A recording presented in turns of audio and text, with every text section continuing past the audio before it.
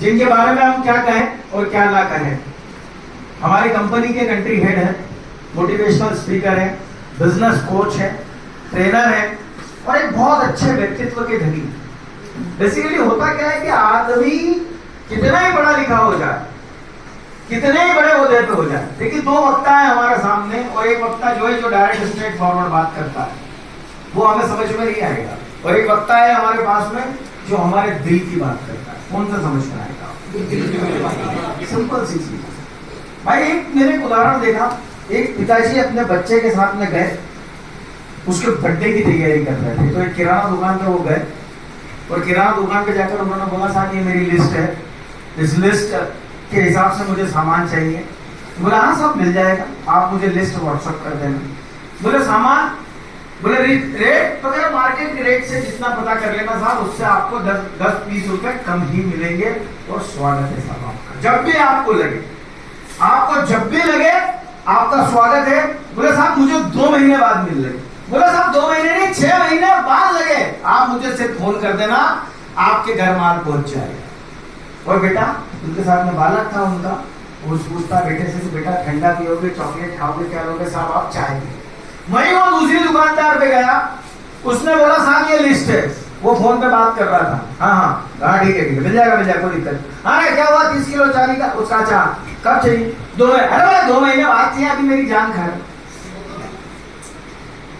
तो क्या करा उसने, जब वो दोनों के कार्ड लेके बाहर निकला, उसने एक कार्ड लिया, दूसरे दुकानदार का फाड़ के। तो आपको एक अच्छे व्यक्तित्व का धनी होना पड़ेगा। आपके पास में क्या है इससे मतलब नहीं। तो ऐसी एक शख्सियत हमारे बीच में मौजूद है, मैं जोरदार तालियों से बुलाना चाहूंगा।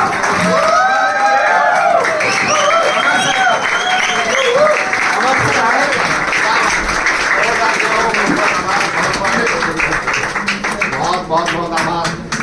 हाउसफुल शो चल रहा सर है, कमाल का बात है। क्या बहुत आभार आप सभी के आने का। मेरे सर ये तो आप ही रखें, मैं दूसरे वाला माइक ले लूंगा। कैसा रहा सेशन ये बताएं। हालांकि ये सवाल गलत है क्योंकि मुझे मालूम है शानदार, लाजवाब, बेहतरीन रहा होगा, और मैं आपकी आवाज सुनना चाह रहा हूँ। कैसा रहा सेशन आप लोगों का? शानदार, जबरदस्त।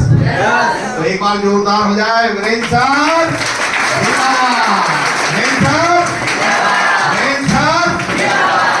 मैं सैल्यूट करता हूँ सर। आपके एग्रीकल्चर की जो ट्रेनिंग है वो मैंने भी अटेंड की है, और वो इतनी शानदार होती है कि मैं ये मान के चलता हूँ कि अगर कोई आपने ट्रेनिंग अटेंड कर ली तो उसके बाद एग्रीकल्चर में किसी को कोई संभाव दिक्कत होनी नहीं चाहिए।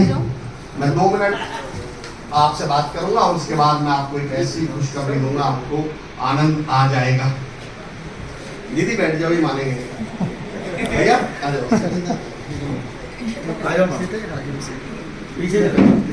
हम चाह रहे हैं दुनिया जिंदगी में बिजनेस में खड़ी हो, भाई साहब बैठाने में लगे हुए हैं।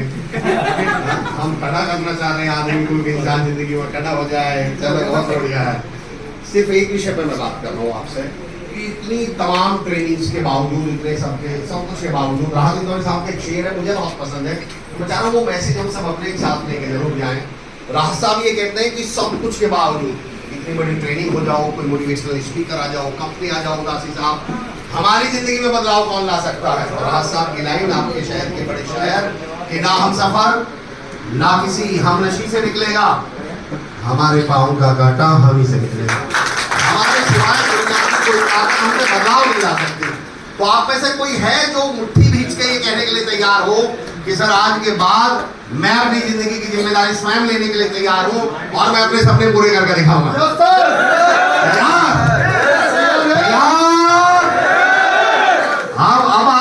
अब आपके एनर्जी देख के मुझे लग रहा है कि दुनिया की भीड़ से निकलकर चुनिंदा लोगों में आ गया हूं, और अब आपके एनर्जी देख के मुझे लग रहा है मैं हिप्पो के जिंदा लोगों में आ गया हूं।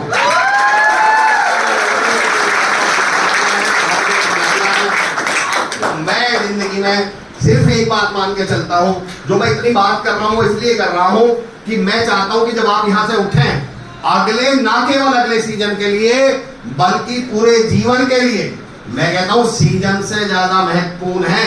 आगे सीजन आ रहा ना, एग्रीकल्चर का सीजन आ रहा है, और मैं बता दूं जिंदगी में कामयाब होने के लिए सीजन से ज्यादा महत्वपूर्ण है रीजन। रीजन समझते हैं? कारण। अरे कोई कारण तो हो मेरे पास, मैं हमेशा कहता हूं ताकत इंसान में नहीं, उसके पर्पस में है, उसके मकसद में है। सेम आदमी, सेम ताकत वाले आदमी में सर हो सकता है सेम दो लोग हो, पर अगर उनके दोनों के पर्पस अलग अलग हैं तो जिंदगी में उनकी कामयाबी अलग अलग हो जाएगी। उदासी साहब, ताकत इंसान में है नहीं। मैं सीधी करके बताता हूं आपको, दोपहर के 12 बज रहे, 12:30 बज रहे, आप अपने घर से निकले सब्जी लाने के लिए, और जैसे ही घर से बाहर कदम रखा बारिश शुरू हो, आपके पास छाता भी नहीं है, आपके पास रेनकोट भी नहीं है, क्या करने वाले हैं? नहीं जाएंगे, जाएंगे, रुक जाएंगे। मेरा सवाल गणेश भाई, आपको किसने रोका?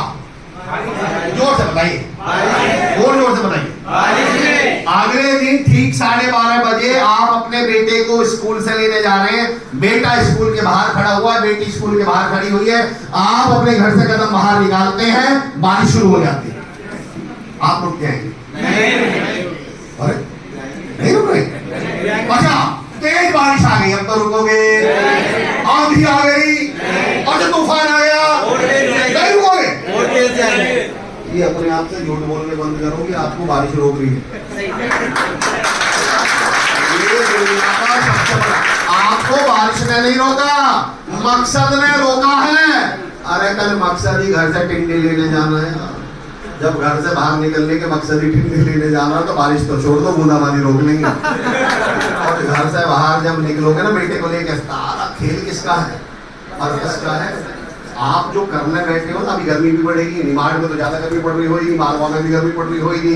जिसके पास पर्पस है वो डेली 15, 20, 25, 50 बोरी बेच के आएगा, और जिसके पास पर्पस नहीं है वो